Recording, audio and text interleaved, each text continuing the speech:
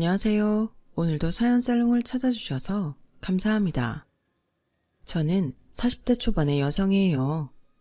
저는 코로나가 발생하기 전에 또래보다 늦은 결혼을 했다가 이혼을 했었어요. 지들만 아는 남편과 신우가 똘똘 뭉쳐서 저를 정말 힘들게 했거든요. 늦게한 결혼이라고 참고 살아보려다가 완전 학을 띄고 말았죠.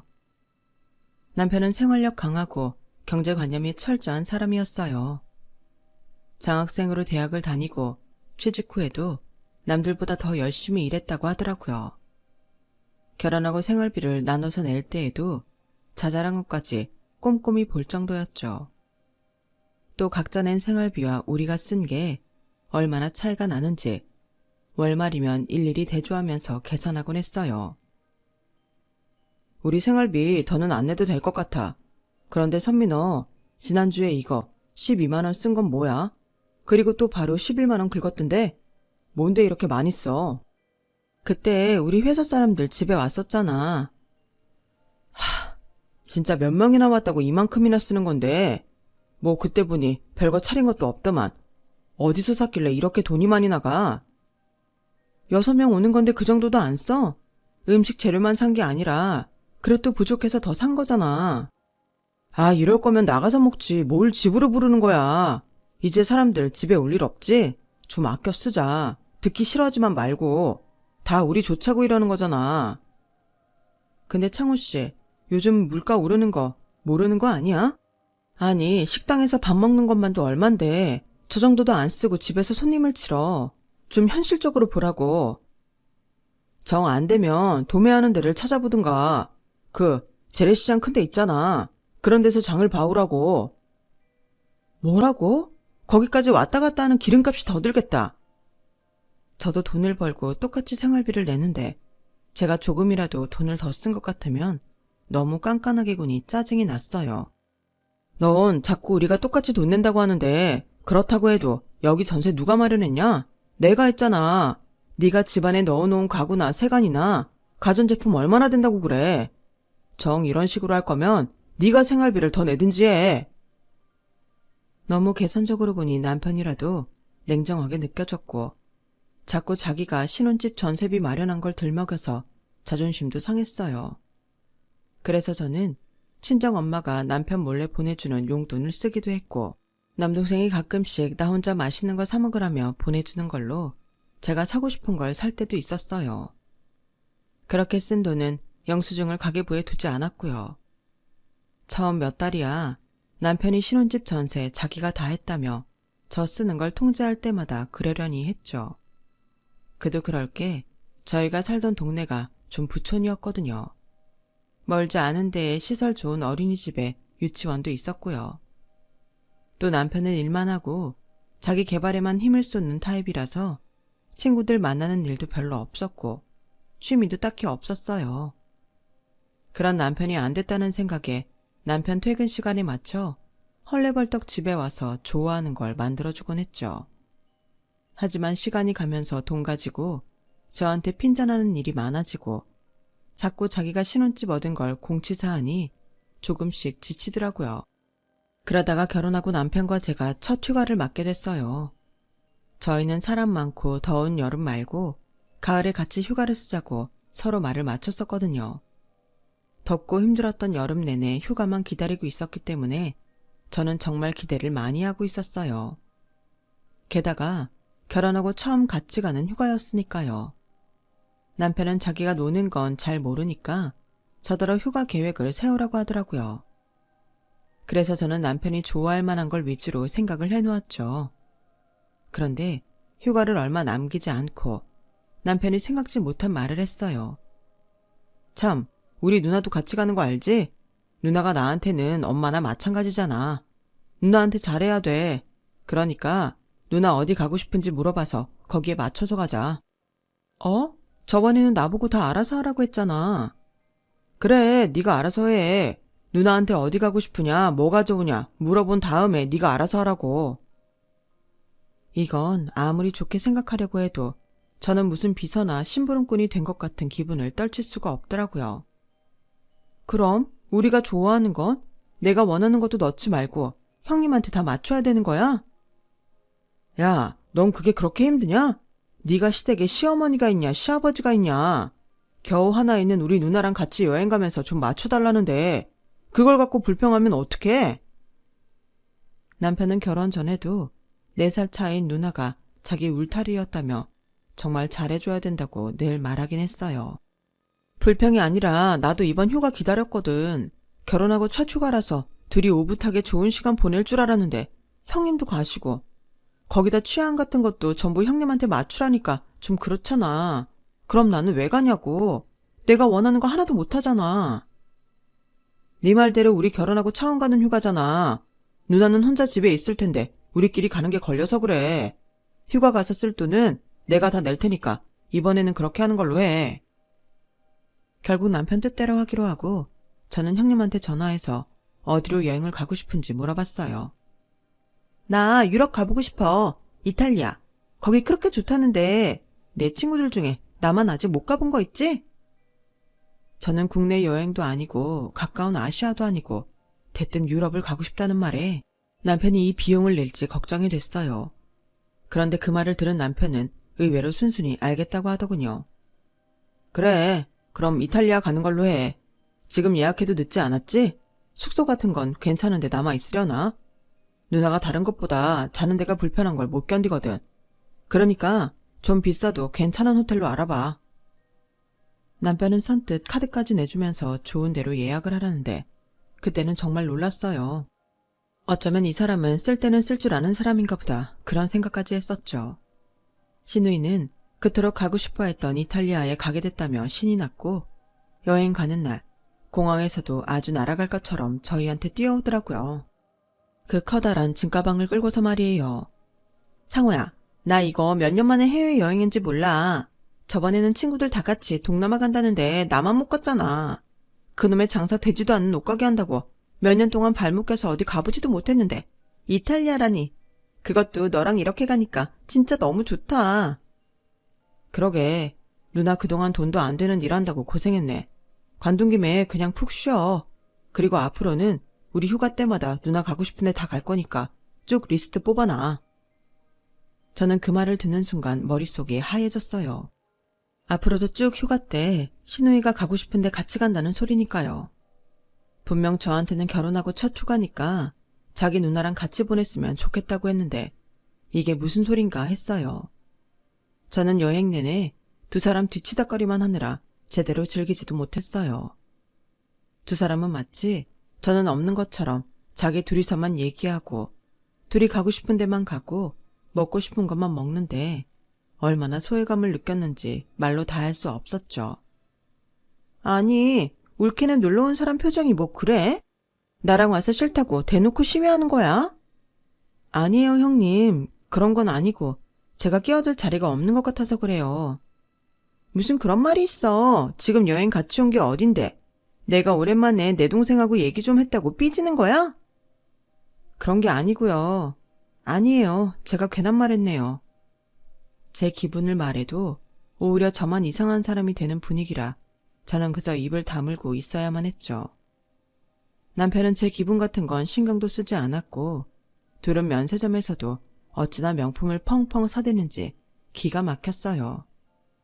저 사람이 정말 평소에 나한테 손님상 차리는 돈 하나하나 따지던 그 사람이 맞나 싶을 정도였죠. 그래도 고등학교 때 부모님 잃고 누나와 외롭게 살아서 이제라도 둘이 누리면서 살려고 하나 보다 하며 이해하려고 했어요. 하지만 몇 달 후 명절 연휴 때 저는 그게 아니라는 걸 알게 됐어요.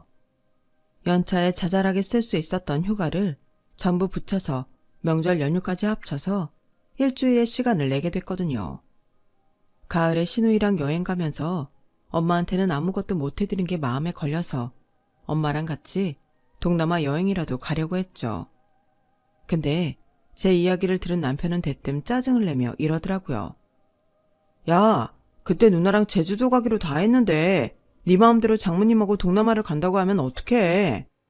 뭐? 형님하고 또 여행을 간다고? 우리 휴가 형님하고 다 썼으면 이번에는 우리 엄마하고도 보내야지. 아니, 나는 당연히 네가 우리랑 같이 지내는 줄 알았지. 내가 예약까지 다 해놨는데 갑자기 그런 말을 하면 어떡하냐? 남편이 하도 펄펄 뛰어서 저는 어쩔 수 없이 여행을 취소하며 엄마한테 미안하다고 했어요. 됐어. 엄마랑은 나중에 가면 되지. 박서방이 누나 생각을 끔찍이 하나 보네.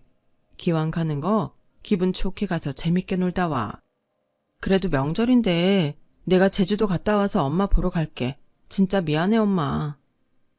그렇게 저는 마음에도 없는 제주도 여행을 가게 됐는데 공항에서 티켓을 보고 정말 깜짝 놀랐어요. 남편이 비즈니스석을 샀더라고요. 아니, 이거 제대로 산 거 맞아? 비즈니스석 맞냐고. 놀 때는 확실히 기분 내면서 놀아야지. 비행기에 탄 신우이는 아주 신이 났더라고요. 창호야, 비즈니스석이 좋긴 좋다. 웬일이니? 금방 내려야 된다는 게 너무 아쉬울 것 같아. 우리 다음에 먼데 갈 때도 비즈니스석 타면 안 돼? 왜 안 돼? 앞으로 어디를 가든 비즈니스 타고 가자. 그까짓 거 뭐 1년에 한 번인데 어려울 거 뭐 있어? 순간 어제도 제가 과일값 많이 썼다며 잔소리를 하며 돈 아껴 쓰라던 남편의 모습이 떠올랐어요. 제주도로 향하면서 저는 지난번 이탈리아 여행 때처럼 저만 소외당하면 어쩌나 걱정이 됐어요. 그리고 걱정했던 대로 두 사람은 자기들끼리 몰려다니고 가고 싶은 데 가고 저는 마치 들러리처럼 따라다니기만 했어요. 두 사람은 마치 자기들 여행에 저를 어쩔 수 없이 끼워준 것처럼 꽤나 대단한 관용을 베풀었다는 식으로 행동했고 저는 그게 너무 화가 났죠.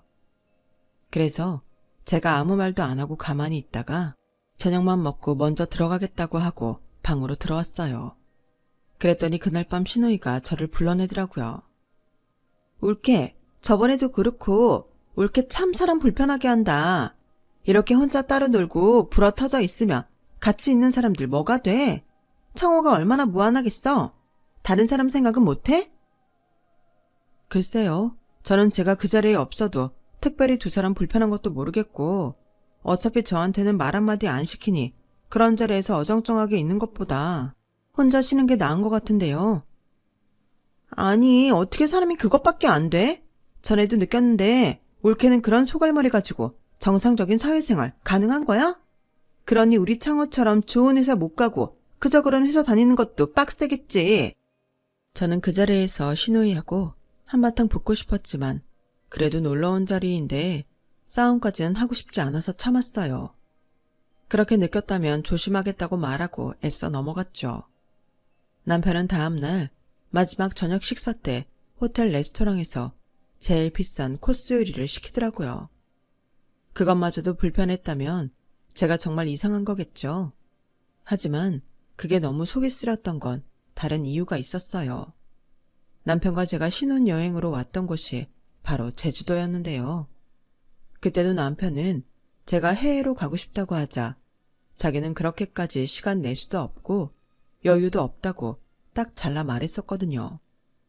아쉬웠지만 제주도에서도 다른 때에는 못 해보는 거 다 해보면 되지라는 생각으로 왔었는데 남편은 자기 기준에서 몇천 원, 아니 몇백원만 넘어가도 더 싼 데를 찾고 예약했던 레스토랑도 다 취소했었어요. 그래서 이런 비싼 호텔 레스토랑은 엄두도 못 냈었는데 누나하고 먹을 때는 돈을 팍팍 쓰는 게 너무 서운하더군요. 저는 더 이상 겉으로 서운한 티는 내지 않았지만 속으로 남편에 대한 섭섭함과 원망이 쌓여갔어요. 그리고 집으로 돌아온 저는 친정으로 가서 엄마와 남동생과 함께 무작정 제일 빠른 동남아행 티켓을 사서 함께 여행을 떠나버렸어요. 물론 가기 전에 남편한테 물어보기는 했죠. 창호씨, 우리 엄마랑 동생이랑 놀러 갈 건데 갈래? 뭐? 이제 막 여행 갔다 왔는데 어디를 또 가? 집에서 쉬어야 출근도 하지. 그럼 나는 친정 식구들이랑 여행 갔다 올 테니까 창호씨는 쉬어. 뭐라고? 나보고 혼자 집에 있으라고? 그럼 밥은? 아니, 밥 챙겨 먹을 줄 몰라? 결혼한 지 얼마나 됐다고 혼자 챙겨 먹던 시절 까먹었어? 아무튼 그렇게 알아. 난 갈 거야. 야, 너 설마 네가 다 돈 쓰는 거 아니지? 내 돈을 쓰든 엄마나 산옥이 돈을 쓰든 우리가 알아서 할게. 생각 없이 돈 쓰고 그러지 마. 어르신들은 어디를 가든 좋은 데만 가려고 해서 그거 맞춰주다 보면 아주 거덜난다. 걱정하지 마. 설마 아니 내가 창호 씨보다 더 좋은 데만 골라서 가고 그러겠어? 제 마지막 말이 뜨끔했는지 남편은 입을 다물더라고요. 물론 얼굴에는 불만스러운 표정으로 가득했죠. 제가 막 여행을 가자고 하니 엄마도 남동생도 좀 당황했지만 결과적으로 저희는 동남아에 가서 정말 좋은 시간을 보내고 왔어요. 사실 저는 대학생 때 아빠가 돌아가셔서 엄마와 남동생만 있거든요.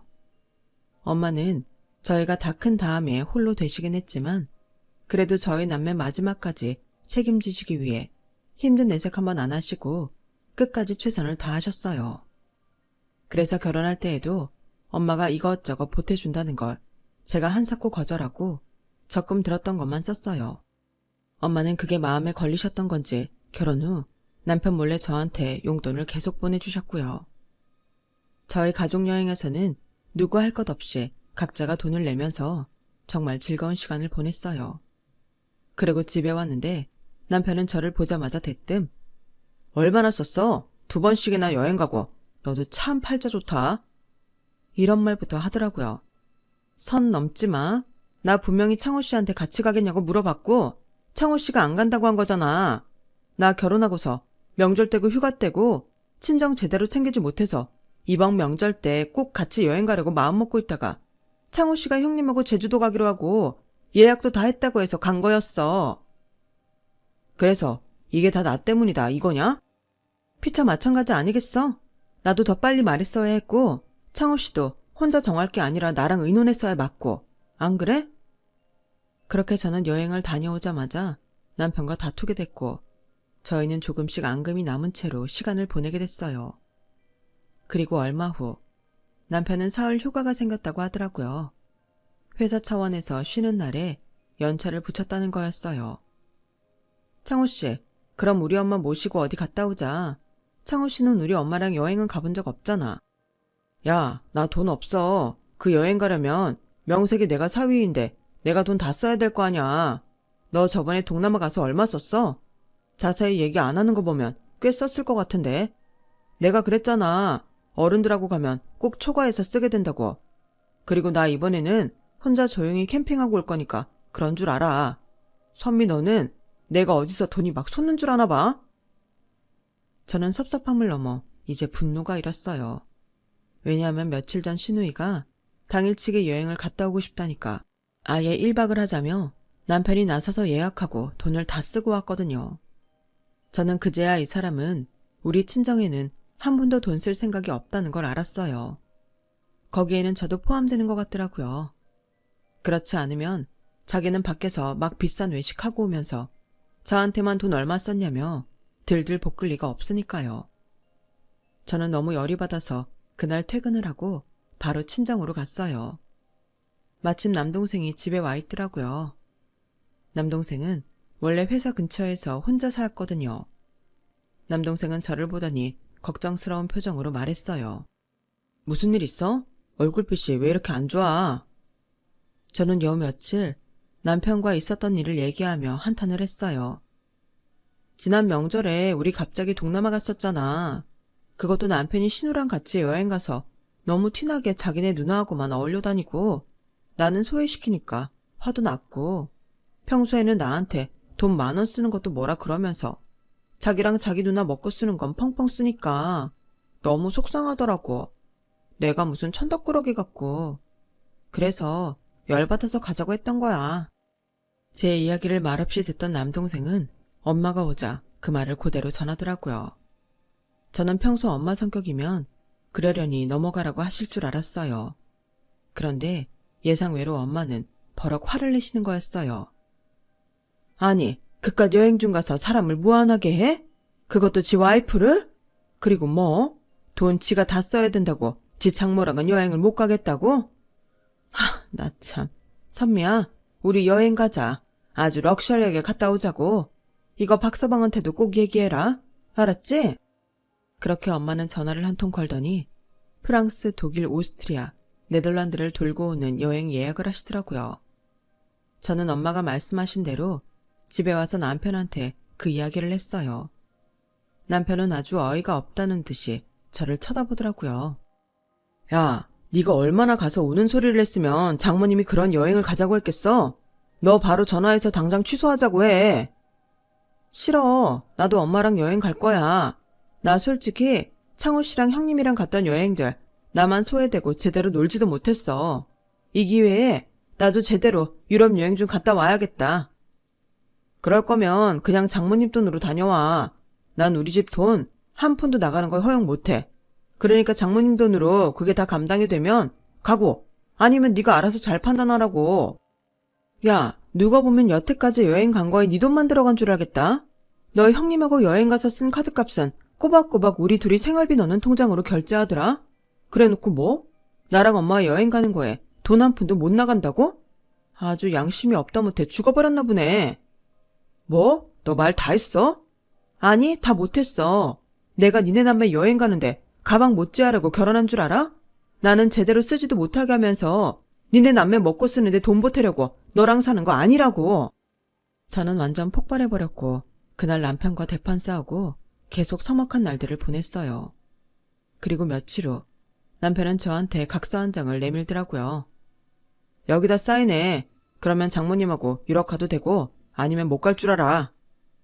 각서에는 제가 유럽 여행 가서 절대 돈을 쓰지 않겠다는 내용이 있더라고요.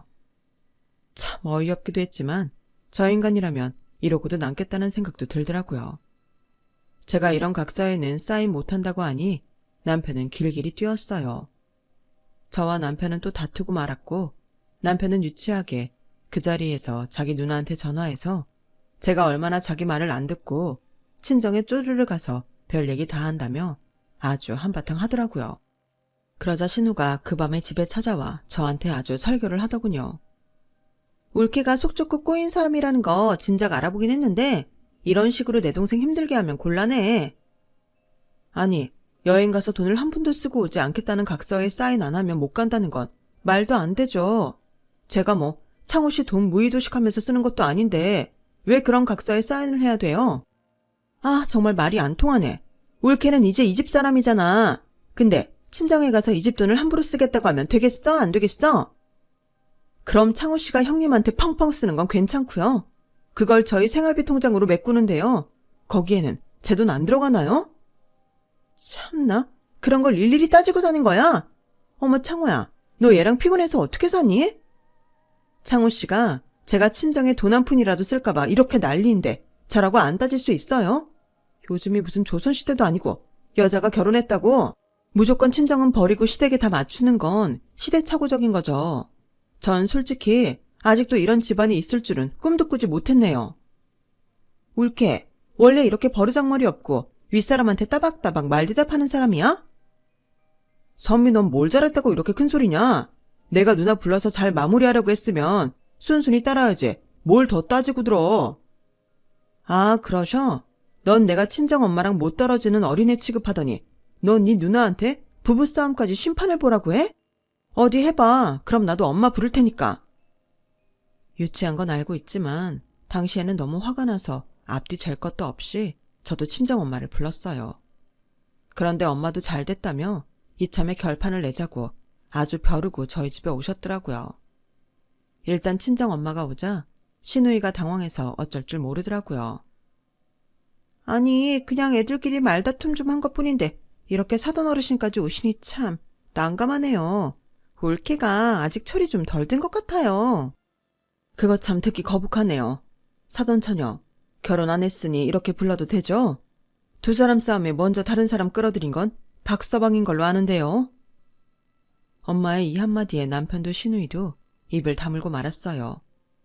일단 좀 조용해지자 엄마는 자리에 앉아서 남편을 앞에 앉혔어요. 남편은 마지못해 뚱한 얼굴로 엄마 앞에 앉더군요. 자네가 우리 선미 친정에 돈 쓸까봐 아주 전전긍긍하는 것 같더군. 그리고 처가 식구들하고는 어디 여행 가는 것도 그렇게 싫어하고. 그게 장모님, 좀 오해가 있는 것 같은데요. 제가 원래 선약도 있었고 저희가 신혼인데 너무 기분 내키는 대로 돈 쓰는 건 좀 아닌 것 같아서 조심하자는 의미로 말한 거였어요. 아, 그래? 오해? 그럼 자네 땡땡 호텔에 와서 풀장에서 여자들이랑 깔깔거리며 놀던 것도 오해인가? 바로 며칠 전에 말이야. 그 말을 들은 남편은 얼굴이 파랗게 질려서 엄마를 쳐다봤어요. 옆에 있던 시누이가 어쩔 줄 몰라 하며 남편과 엄마를 번갈아 보더군요. 어머, 사돈 어르신, 어디서 무슨 말을 들으셨는지 몰라도 그건 정말 잘못하신 거예요.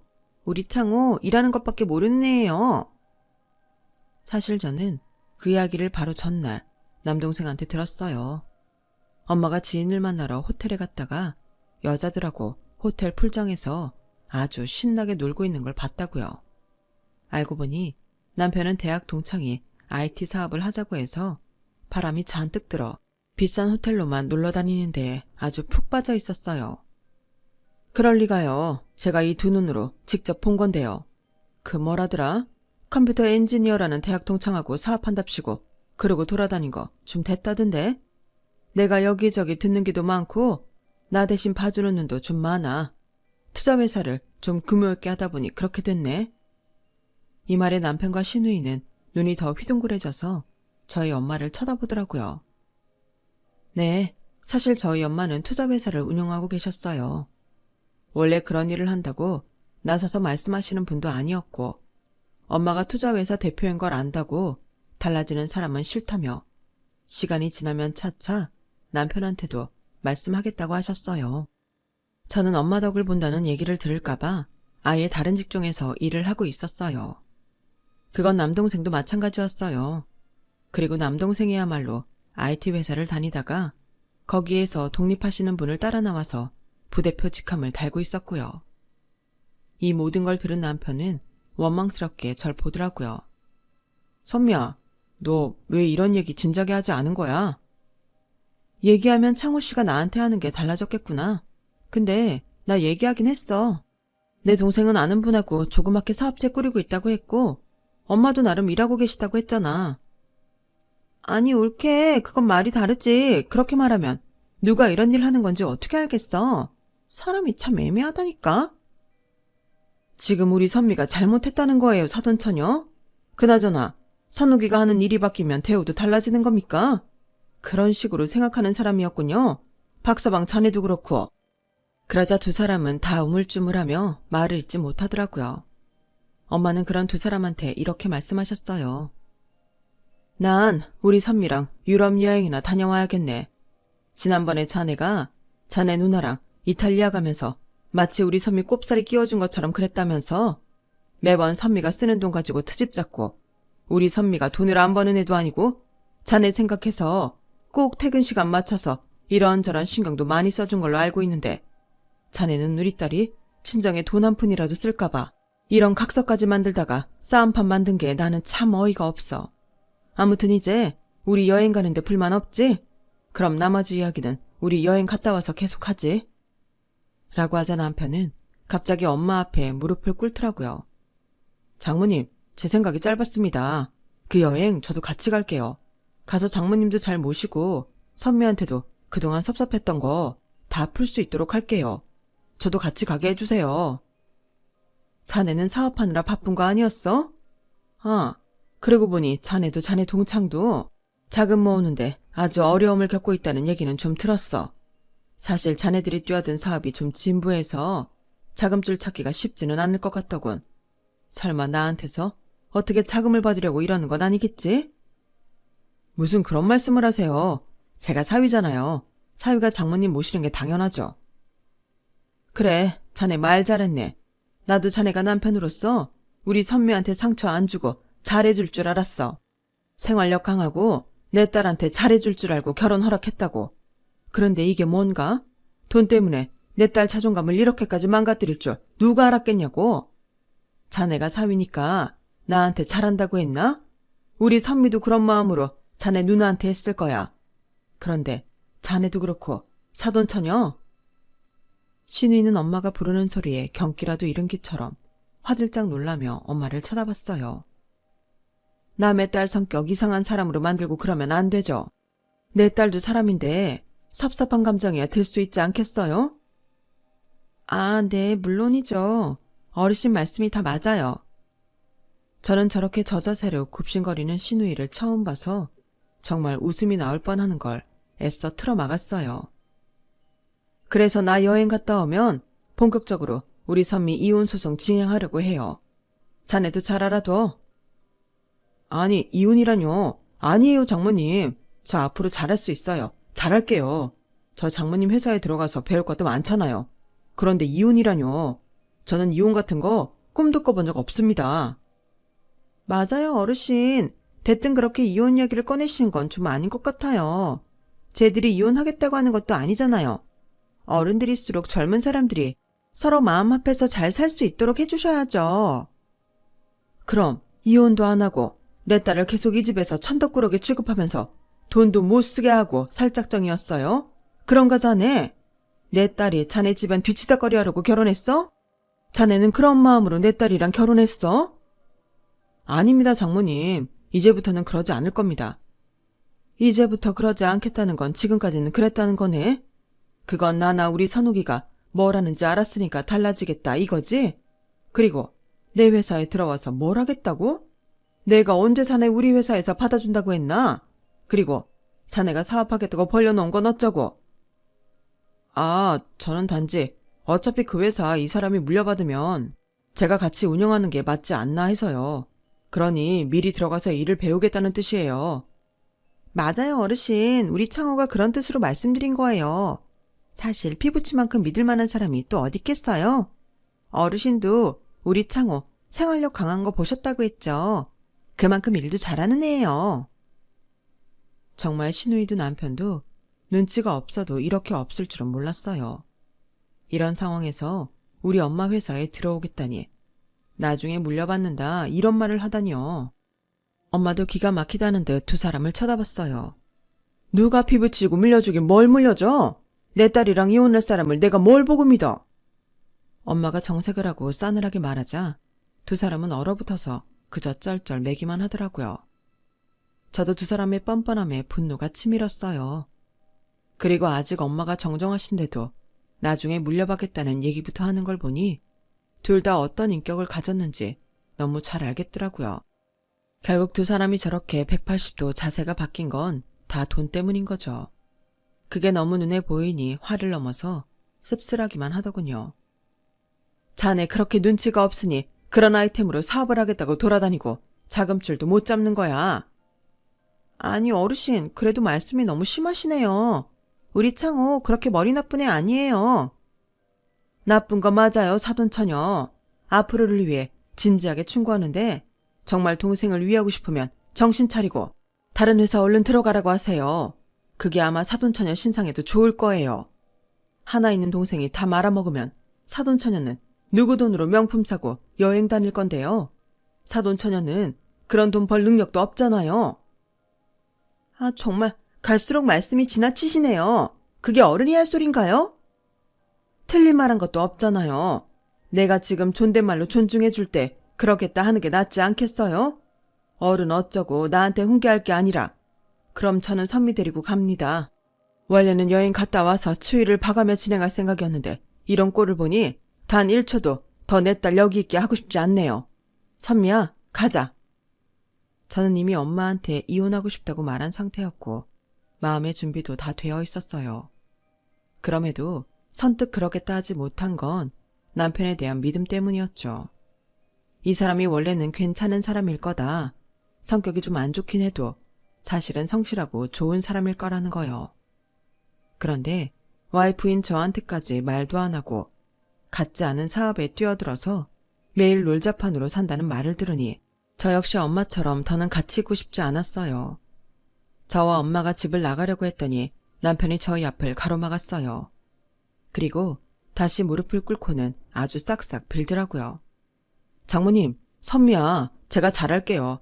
앞으로 돈 가지고 쪼잔하게 굴지도 않을 거고요. 선미 원하는 데 다 보내주고 제가 선미 잘 챙겨줄게요. 그리고 안 되는 사업은 정리하고 장모님 하시는 일 잘 배우겠습니다. 한 번만 믿어주세요. 나 자네 장모 아니야. 자꾸 장모님 하지 마라. 아직 이혼한 것도 아니잖아요. 그리고 전 이혼 원하지 않습니다. 내가 지난 1년간 자네한테 들었던 장모님 소리보다 오늘 하루에 들은 장모님 소리가 더 많은 건 아나? 그만큼 평소에 자네가 나한테 무심했다는 소리야. 그런 자네가 오늘은 갑자기 왜 이럴까? 이건 내가 투자사 대표라는 걸 알고 변한 것 같은데 맞지? 나는 이런 사람하고 내 딸 더는 같이 둘 수 없어. 그리고 믿지도 않아. 선미야, 뭐라고 말 좀 해봐. 넌 나 아직 좋아하잖아. 너 이혼할 생각했던 거야? 아니잖아. 이혼하고 싶다는 말은 내가 먼저 했어. 그래도 선뜻 실행에 옮기지 못했던 건 창호 씨한테 일말의 희망이 있었기 때문이야. 근데 창호 씨, 알면 알수록 너무 실망스러워. 내가 완전 사람을 잘못 봤어. 창호 씨 신혼여행 때부터 나 힘들게 했어. 해외는 절대 못 간다고 해서 제주도 갔을 때 거기서도 비싼 건 못 한다고 얼마나 나 마음 힘들게 했는 줄 알아? 그런데 이번에 형님하고 갔을 때는 상상도 못한 호텔 레스토랑에서 아주 펑펑 써대더라. 창호 씨는 나를 가족으로 맞은 게 아니라 창호 씨 일하는 데 편리한 부속품으로 알았던 거야. 그렇지 않고서야 내가 쓰는 돈을 그렇게 아까워할 수 있어? 모든 걸 그렇게 아끼면 말을 안 하겠는데 아니잖아. 창호 씨나 형님한테 쓰는 건 하나도 안 아깝잖아. 내가 창호 씨 가족이 될 수 없는데 창호 씨랑 사는 게 나한테 무슨 의미가 있어? 내가 왜, 뭐 때문에 내 인생을 그렇게 천덕꾸러기로 만들며 살아야 돼? 나 더는 그렇게 안 살아. 안 그럴 거야. 창호 씨랑 결혼한 거 진짜 내 인생의 흑역사야. 그 말을 마지막으로 저와 엄마는 그 집을 나왔어요. 그날 밤 친정에서 잠을 자려는데 그렇게 눈물이 날 수 없더라고요. 결국 새벽에 통곡을 하는 저를 엄마가 와서 달래셨어요. 이렇게 힘든 걸 왜 참고 있었어? 네가 엄마가 없어, 동생이 없어. 멀쩡한 친정 놔두고 왜 그렇게 속에 담고만 있었던 거야? 라며 엄마도 같이 울며 제 어깨를 끌어안으셨죠. 그렇게 며칠 후 저와 엄마는 유럽으로 여행을 떠났고 대학 때 배낭여행 갔던 것과는 또 다른 즐거운 시간을 보내고 왔어요. 엄마는 창호 씨가 이런 사람인 줄 알고 회사 대표인 거 말 안 했어? 하지 말자고 한 거야? 사실 나는 그 사람이 너무 기죽을까 봐 말 안 했던 거야. 선욱이도 엄마도 사업한다고 하면 열등감 느낄까 봐. 그랬다면 그 사람 본 모습을 알 기회도 없었겠지. 엄마가 살면서 그런 경우를 너무 많이 봐서 그랬던 것 같아. 돈이 있고 없고로 이 세상 얼마나 많은 사람들을 차별하니. 나는 그 사람 진심이 뭔지 궁금했어. 내 딸이 골랐으니 좋은 사람이겠거니 하면서도 한편으로는 마음이 놓이지 않았던 게 사실이야.